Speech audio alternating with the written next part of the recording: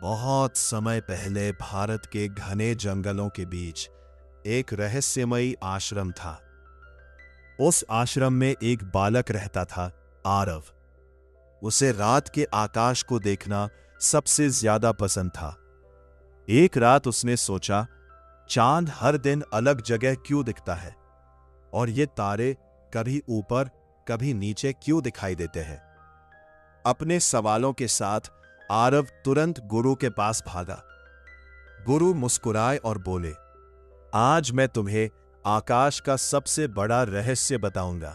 अगली सुबह जैसे ही सूरज की पहली सुनहरी किरणें आश्रम में फैली, गुरुजी आरव को एक विशाल पेड़ के पास ले गए। आरव ने देखा कि सुबह के उस पहर में सूरज की तिरछी रोशनी के कारण पेड़ की परछाई जमीन पर बहुत दूर तक फैली हुई थी। लेकिन जैसे जैसे समय बीता और दोपहर हुई, नजारा पूरी तरह बदल गया। सूरज अब ठीक सिर के ऊपर आ चुका था। आरव यह देखकर दंग रह गया कि जो छाया सुबह इतनी लंबी थी, वो अब सिमटकर बिल्कुल छोटी रह गई थी। आरव को उलझन में देख गुरुजी ने जमीन पर एक बड़ा वृत्त बनाया और उसके बीचों बीच एक डंडा गाड़ दिया।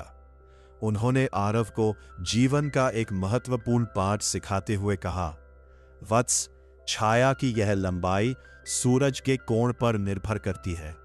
सुबह जब सूरज क्षितिज के पास यानी कम कोण पर होता है, तब छाया लंबी बनती है, और दोपहर में जब सूरज अपने उच्चतम कोण पर आता है तो छाया छोटी हो जाती है। सुबह का शांत समय था।